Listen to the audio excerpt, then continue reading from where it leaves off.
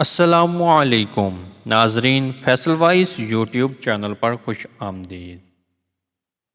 ناظرین، قیامت کے دن ہر نبی کے لیے ایک حوض ہوگا اور ہر نبی کی امت کی الگ الگ پہچان ہوگی۔ جب لوگ قبروں سے اٹھائے جائیں گے تو ان کو نہایت شدت کی پیاس ہوگی۔ ہر نبی اپنی اپنی امت کو اس علامت سے پہچان کر اسے حوض سے پانی پلائے گا۔ ناظرین، ہمارے نبی اکرم صلی اللہ علیہ وآلہ وسلم کے حوض کا نام کوثر ہے۔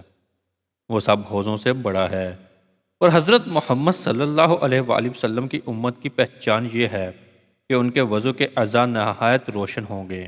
حضرت محمد صلی اللہ علیہ وآلہ وسلم کا حوض یعنی حوض کوثر ایک ماہ کی مسافت کی درازی میں ہے۔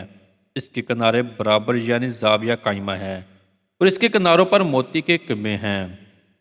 اس کی مٹی نہایت خوشبودار مشکی ہے۔ اس کا پانی دودھ سے زیادہ سفید، شہد سے زیادہ میٹھا، گلاب اور مشک سے زیادہ خوشبودار، سورج سے زیادہ روشن اور برف سے زیادہ ٹھنڈا ہے۔ اس کے برتن ستاروں کی مانند چمکدار اور باکثرت ہیں۔ اس میں جنت سے دو پرنالے ہر وقت گرتے رہتے ہیں، ایک سونے کا، دوسرا چاندی کا۔ ناظرین، آپ صلی اللہ علیہ وآلہ وسلم اپنی دست مبارک سے جام بھر بھر کر پلائیں گے۔ مومنین اسے پی کر خوشحال ہوں گے۔ جو ایک بار پی لے گا پھر پیاسا نہ ہوگا، یعنی حشر کے میدان میں اس کو پیاس نہ لگے گی۔ مرتد کافر اور مشرک حوض کوثر کے پانی سے محروم رہیں گے۔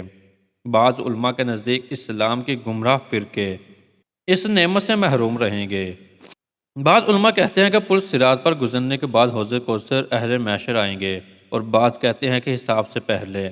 لیکن بظاہر یہ معلوم ہوتا ہے کہ بعض کو قبر سے اٹھتے ہی یہ پانی ملے گا، اور بعض کو گناہوں کے سبب دیر میں ملے گا، یہاں تک کہ بعض کو پل صراط پر گزرنے کے بعد اور بعض کو دوزخ سے خلاصی پا کر جنت میں جانے سے پہلے ملے گا۔ ناظرین، حدیث شریف میں آیا ہے کہ حضرت علی رضی اللہ عنہ اس روز لوگوں کو پانی پلائیں گے۔ ان کے ساتھ اور صحابہ اکرام رضی اللہ تعالی عنہ شریک ہوں گے۔ خاص حوض کوثر حق ہے۔ اس کا طول و عرض دیگر کیفیات خبر احد سے ثابت ہے جو مرتبہ ظن میں ہیں۔ ناظرین، ہماری آج کی ویڈیو آپ کو کیسی لگی؟ لائک اور کمنٹ کر کے ضرور بتائیے گا۔ ملتے ہیں اپنی اگلی نئی ویڈیو میں، تب تک اپنا بہت سارا خیال رکھیے گا۔ اللہ حافظ۔